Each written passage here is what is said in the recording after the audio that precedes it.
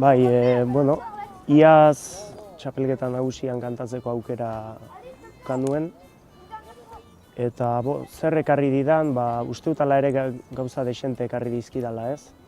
Bereziki nerekiko edo nik nire buruari egin beharreko galdera batzuei begira, ez? Uste dut esperientzia aski txarra izan zen niretzat, jarran aski pertsona urduria naiz eta egun horretan urduritasuna karga gehiegi zen niretzat eta indar gehiegi hartu zuen eta gaina ere hartu zidan urduritasunak. Eta alde hortarik esperientzia ona etzen izan bat ere, esperientzia txarra izan zen. Gero egia da esperientzia txarretatik agian honetatik baino gehiago ikasten dela, eta uste dut hainitz ikasi nuela esperientzia hortarik, eta da bereziki nire buruari begira lasaiago hartu behar ditudala olako gauzak, bai saioak eta txapelketaren arloan kokatzen diren gauza horiek lasaiago hartu behar ditudala, ez? Eta orduan, eta konfiantza pixkat irabazi behar bat sentitu nuen hor nire buruarekiko, eta uste dut hortarako hainitz balio izan zidala txapelketa nagusian kantatu izanak, ez? Nahiz eta saio txarra egin, nire egiten dudan, botatzen ditudan bertsoetatik biziki urrun, bai nire estilotik, bai nire gauzetatik, eta laguntza handi bat izan zen ala ere, nahiz eta esperientzia txarra izan, erran bezala ikasteko balio izan zidan esperientzia bat. Lehenik, nigandik harago, taldeari begira edo txapelketan parte hartu duen jendeari begira nik balorazio positiboa egiten dut, ez? Uste dut jende hainitzek edo bertsolari hainitzek eman dute bai zer errana, bai beraien aldetik eman zezaketenaren parte bat. Eta ongi ikusi ditut, bai segitu ditut, kanporaketak segitu ditut, eta jende aski ongi ikusi dut, bereziki hurbileko dituenak, eta hainitz poztu nau hurbilean ditudan horiek hain ongi ikusi izana, ez? Bereziki txapelketari aportazio bat egiten diolako bakoitzak bere txikian, eta hori erran bezala, ez? Nire ingurukoek zea aportazio egin dioten ikusita, biziki pozik alde hortatik, ez? Txapelketak hartu duen bidearekin. Gero niri begira, uste dut gehiago egiten alnuela, egin nuen zerbait, aski gustora geratzeko moduan behintzat nire buruarekin.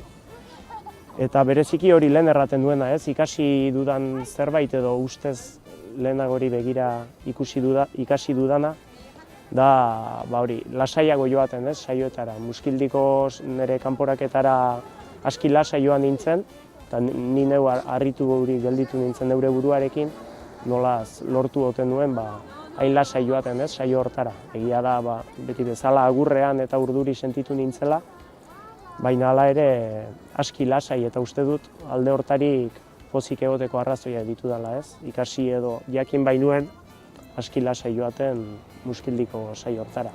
Gero bertso aldetik eta, ez dakit hori gehiago besteek erran beharko dutela uste dut, ni entxeatu nintzen, emaiten nuena, eta ezin izan nintzen eguneko egunean egon, zaila izaiten baita, txapelketan eguneko eguna ematea, baina 50 edo zerbait gehiago ere eman duela uste dut, eta aski pozik. Lusoko saioari begira, ni joan nahi dut kantatzera eta ongi kantatzera aldela, ez? Dakidan hori erakustera, ez? Bereziki, uste dut norbera pozik geralditzen dela bere buruarekin, edo nire kasuan behintzat, ni pozik gelditzen daiz neure buruarekin, nuenetik zerbait eman dudala, ikusten dudalarik, eta hori, ni joan nahi nuke zinez lusora dakidana egitera, zaila izanen dela badakit, bereziki final erdi bat da, eta beste itxura bat hartzen du, jende gehiago biltzen da, eta urduriago joanen naizela argi dago. Espero dut lasai joanen naizela, eta niretik dakidan hori emanen dudala. Hortarako baldintza honenak ditudala badakit, saioan eneritz, xumai, eta amets bezalako inguruko jendearekin ere kantatzea plazer bat da, eta uste dut alde hortarik laguntza txiki bat badu dela, ez? Orduan espero dut zinez, aldu dan hori edo behintzat niretik zerbait ematen alko dudala, eta nire ale txikia uzten alko dudala Luson.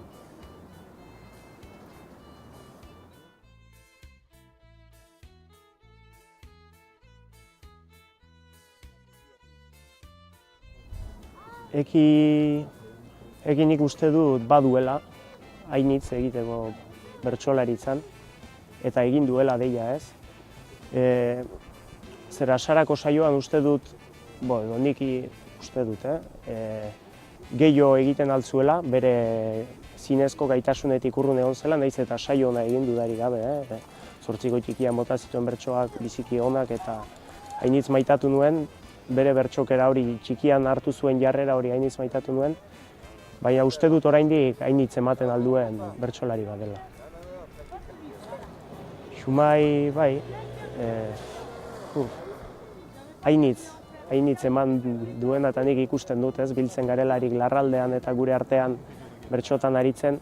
Uste dut baduela zerbait beste inork ez duena, lehen 2 puntutan nola erantzuten dion ondokoari eta berak duen ideiari nola lotzen dion aurrekoak erranda, eta erantzun horiek lehen 2 puntutan nola aipatzen dugun Salvadorrek hainitzetan, lehen 2 puntu horiek bukaera dirudite. Uste dut Xumaik hortarik ere baduela hainitz, ez? Bere bertsoetan arrazoitzeko modu bat eta ideiak lotzeko modu bat biziki berea eta zinez estimatzen dena berekin kantuan ari zarelari.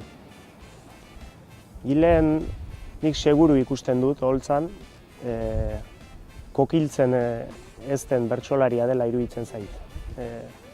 Bera badaki zertara doan eta jarrera aldetik zinez bere burua hori, jarrera aldetik biziki ongi ikusten dut nik Gilen, ez? Saiora doalarik badaki zertara doan, edo hori transmititzen du behintzat, zer egitera doan badakiena, eta uste dut hortarik ere badugula zer ikasia.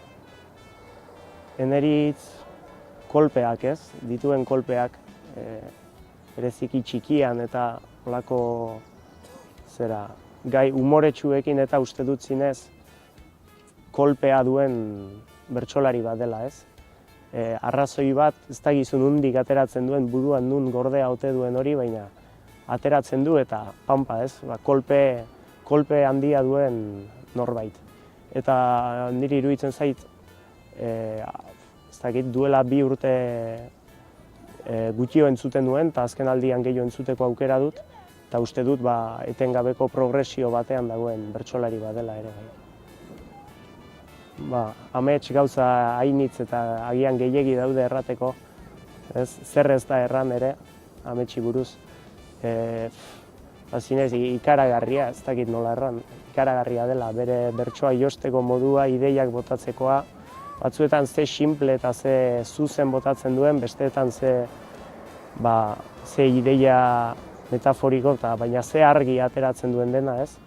Eta bere hautan bertsoak iduri du biziki erresa dela, baina ohartzen zara zinez berezko gaitasun bat duen norbait dela, eta gaitasun hori ez duela edonork, ez? Eta ikusten da zinez bera kantuan ari delarik, plazer bada bera entzutea, beti izan da niretzat sekulako plazerra, eta beti izan den da plazer bat bera entzutea. Nire gazte begiekin nola ikusten dudan ingurua, ez dakit. Kaso gazte egia naiz ingurua epaitzeko, baina ez dakit, iruditzen zait lanaren aldetik, ni zailtasun handirik ez dut ukan egia erran lana atxemateko eta lanean ibiltzeko, baina uste dut gazteok gaur egun arazoa hainitz ditugula, bai lana atxemateko, bai etxe bizitza bat atxemateko, eta arlo guzietan zailtasun handiak ditugu, ez, gazteok.